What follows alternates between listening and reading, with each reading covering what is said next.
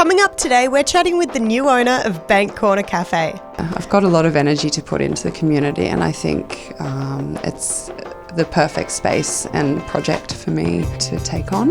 I'll tell you about this year's Gumball lineup, and Dan will tell you about the Freestyle Kings coming to Newey. Produced on Awabakal and Warramai Land, this is The Good Stuff on Newcastle Live.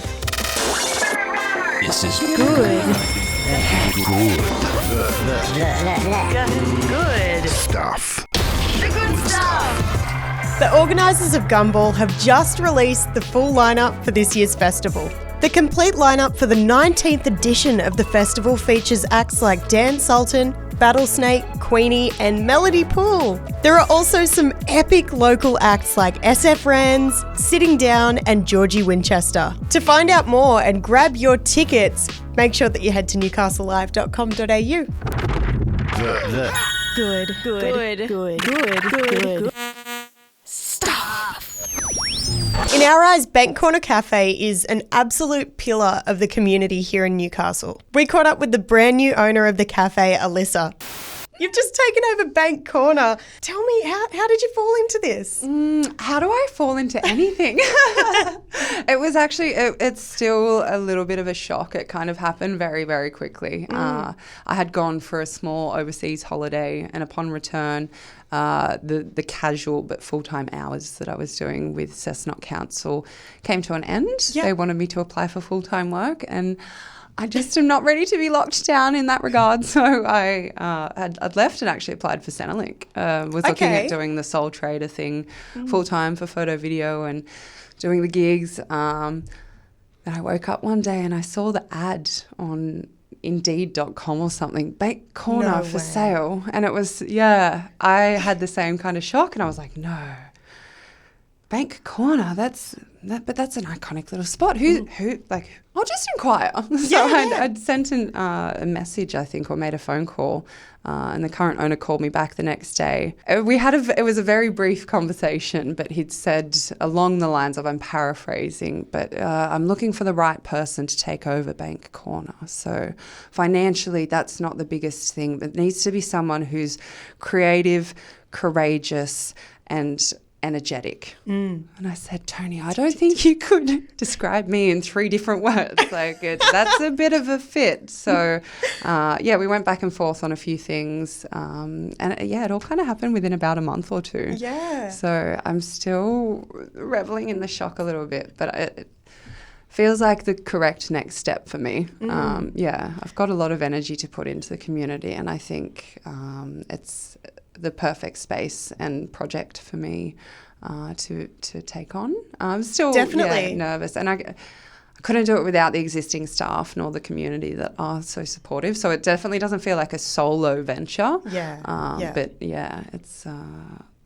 it's happened. Yeah. So I'd love to know about some of the goals for, the immediate future, because obviously there'd be heaps in the works. But let us in on a little bit of what to expect. Totally. So moving forward, I'm hoping within the next kind of 4 to 6 week timetable that we'll start introducing sporadic evening events again. Yay. I really, the best. I love Newcastle and the music and the culture in the space. I don't always love the fact that you can't get a coffee and a sit down at 4 o'clock, 5 o'clock in the afternoon or a meal. So we are looking at maybe having still the day trade remaining as is, but then taking a bit of a siesta and coming back in the evening. So we'll trial that with a few one-off events just to be able to grow the staff in a realistic way. I don't want to overwhelm what we've already got going, because it is a small team and a small space, but we want to be able to upgrade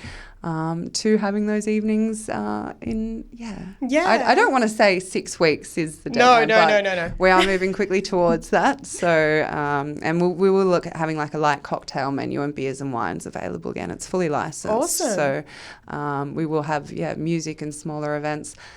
We are all chess nerds at Bank Corner. Oh, really? So we found out we all love a little bit of chess or cards. So we would like to have, just like a chess evening and spaces like that open up the space for the community in different ways with again, different creative outlets, whether it is more so a performance piece or having the community involved themselves. I'd love to know, because when I first found out that Bank Corner was, being sold on, I kind of thought immediately, oh, okay, it's just going to get knocked down, we're going to lose this gorgeous part of the community that we have.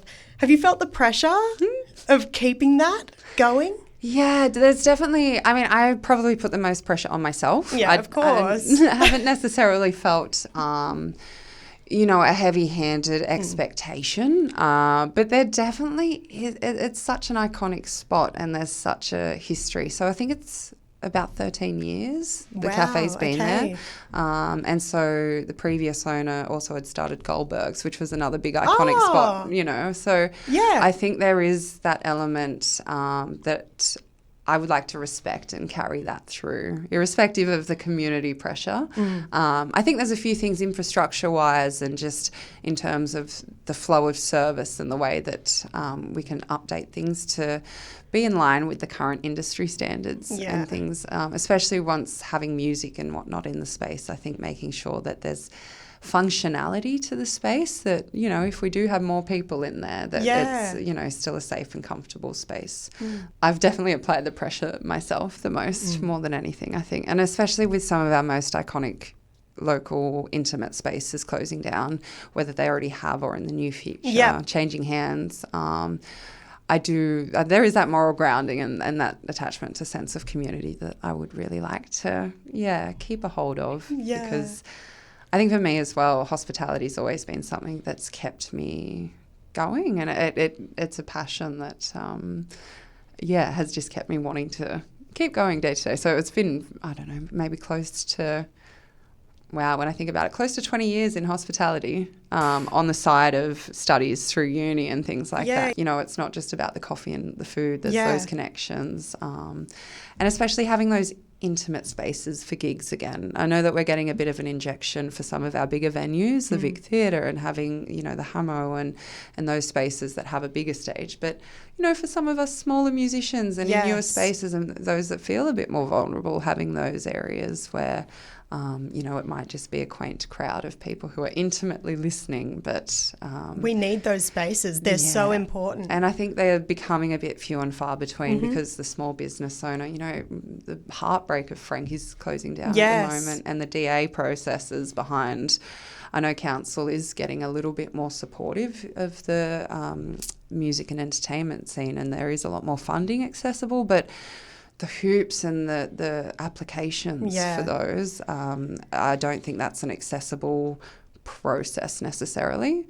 And so I think my engineering background with council is a little bit of a bonus to have there, in that I can kind of assess those things to some degree and know how the processes have to be.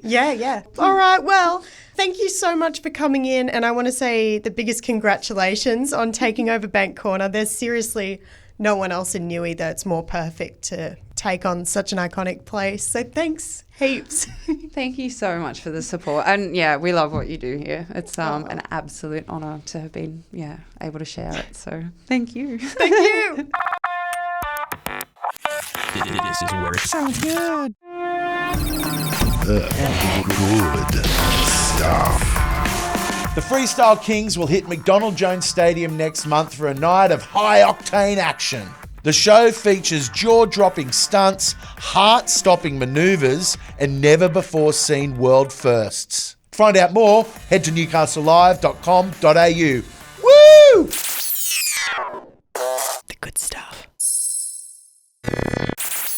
That's it for the good stuff today. I'd love to say a big thank you to Alyssa from Bank Corner. Be sure to head in and check it out for yourself. We'll see you tomorrow from 4 p.m. for more of the good stuff.